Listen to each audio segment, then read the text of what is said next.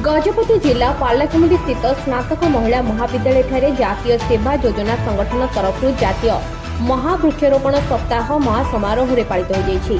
कार्यक्रम में महाविद्यालय अध्यक्षा डॉक्टर रीना साहू और महाविद्यालय एनएसएस कार्यक्रम अधिकारी मधुस्मिता प्रधान एनएसएस छात्री वृंद उपस्थित में पार्लाखेमुंडी स्थित बड़ राधाकांति मठ परिसर में तथा हाथीबाड़ी गोनाथपुर मौजा फरेस्ट गेट निकटस्थ निर्माणाधीन नूतन महिला स्नातक महाविद्यालय परिसर मध्य शताधिक वृक्षरोपण करा जायछि।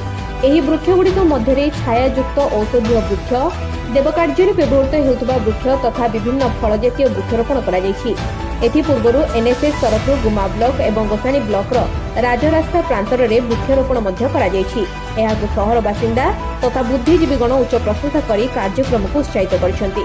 এই कार्यक्रम द्वितीय पर्यायर छात्री मानक उद्बोधन देवा निमंते एक बैठकर आयोजन कर बैठक में जातीय सेवा योजनार जिला संगठक सन्यासी बेहेरा अभिभाषण में एनएसएस उद्देश्य और लक्ष्य उपर आलोकपात करथिबा बेले मुख्य अतिथि भाव चांदीपुर स्नातक महाविद्यालय अध्यक्ष पूर्णचंद्र त्रिपाठी यह कार्यक्रम सफलता उपर आलोकपात करथिले।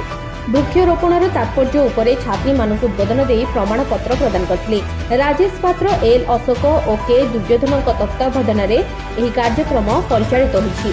कार्यक्रम को सफलीकृत करने अनुष्ठान समस्त शिक्षक तथा अणशिक्षक कर्मचारी और छात्रीवृंद प्रोत्साहन कर सफलता करिबारे सहायता करछन्ति। ब्यूरो रिपोर्ट प्रयास न्यूज।